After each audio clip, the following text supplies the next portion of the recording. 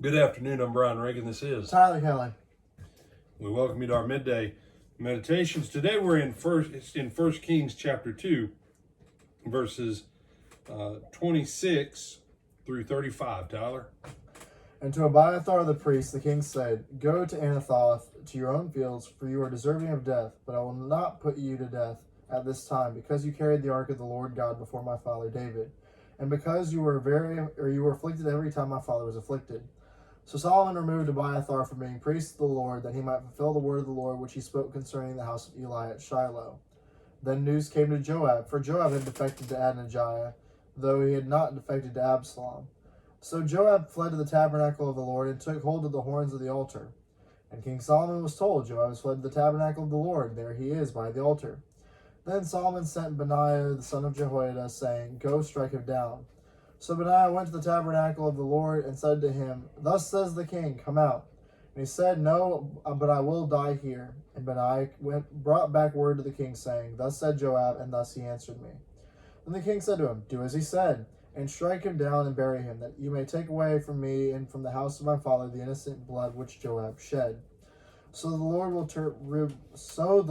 return his blood to his head, because he struck down two men more righteous and better than he, and killed them with the sword: Abner the son of Ner, the commander of the army of Israel, and Amasa the son of Jethro, the commander of the army of Judah, though my father David did not know it.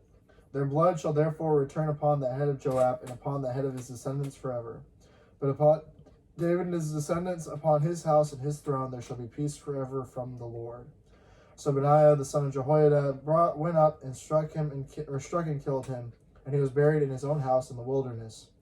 The king put Benaiah the son of Jehoiada in his place over the army, and the king put Zadok the priest in the place of Abiathar. All right. So this is Solomon cleaning house, essentially. He went on ahead and he killed his brother Adonijah, because Adonijah had tried to conceive a way through a back door to undermine Solomon. Solomon says, "No, you're dead." Then he has to deal with Abiathar. And Abiathar is interesting because Abiathar backs Adonijah. Why, we don't know, on the human side of it. But Abiathar was faithful. Remember, Abiathar's dad and his brothers all got killed by King Saul, because when David was in the wilderness, he needed some food and he needed a sword, and the sword of Goliath had been being held by the priests. And Doeg the Edomite was the one who saw David and them there, and he went back and told Saul and said, "Hey, the priests are rebelling against you." And so Saul ordered all the priests killed. And I forget who it was said, "No, none of us are killing the priest, man." And so Saul looked at Doeg the Edomite and he's like, "You kill them all." And Doeg's like, "Yeah, I'm here to kill them." Well, then Abiathar fled. He escaped, goes to David, and he serves David faithful for 40 years, man. Longer than 40 years, technically. So the fact that Solomon doesn't kill him, that is a point of respect to Solomon. He respects his service to his dad. He respects his service to the Lord. He says, "But you're going home. You're not going to be the functioning priest." This is the shift. And before anybody gets whatever, all right, there were 12 courses of priests that could serve in the temple.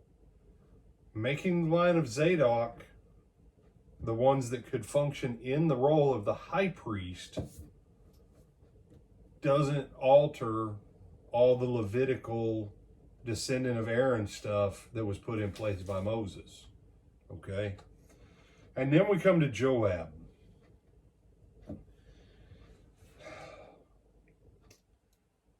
Killing Abner, the son of Ner. Joab was wrong there, because David had cut the deal with Abner because Abner was going to bring the army of Israel back to David, and it was going to be the end to the civil war so that there wouldn't have to be any more bloodshed. So when David cut that deal with Abner, and it would have settled the blood feud with Ishbosheth and the house of Saul, and all kinds of stuff would have been taken care of. So when Joab goes after Abner and kills him, bad. Okay, legit blood guilt on Joab there. However, with Amasa, David saw the opportunity to basically cut Joab's throat as a commander, even though Joab had participated and helped everything that David ever asked of him. And David was willing to overthrow Amasa. Joab? Yeah, was willing to overthrow Joab, thank you. And David, in wanting to supplant the general that basically everything in his kingdom was built on. There's a point here where David forces Joab's hand. And he kills Amasa. That was called bad leadership on the part of David. The blood debt with Abner, fair enough. But with Amasa, I don't know if Amasa was genuinely more righteous than Joab or not. I know this, when no one else told David, you're wrong for taking the sentences, Joab was the only person who stood up to David and said, you're sinning against the Lord with your census, David. And David was like, I don't care.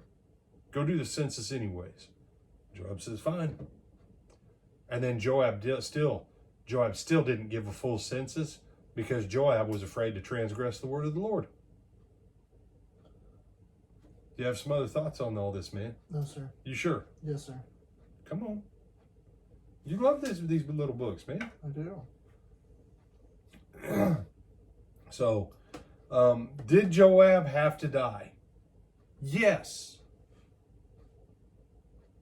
Because Joab is a general. He is a force to be reckoned with.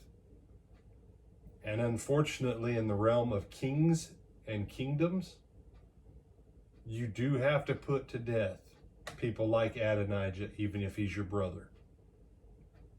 Because he went and tried to use your mother as a voice to undermine you. You have to remove Joab, because if Adonijah gets his little scheme to work over here, he's got Joab, and there's tens of thousands of men that will still follow Joab into battle. You have to get rid of those guys. And when you exile the priest and you make it clear to all the other priests, y'all don't have anything to do with him or else, and they're looking at the fact you're settling blood guilt as a king right out of the gate,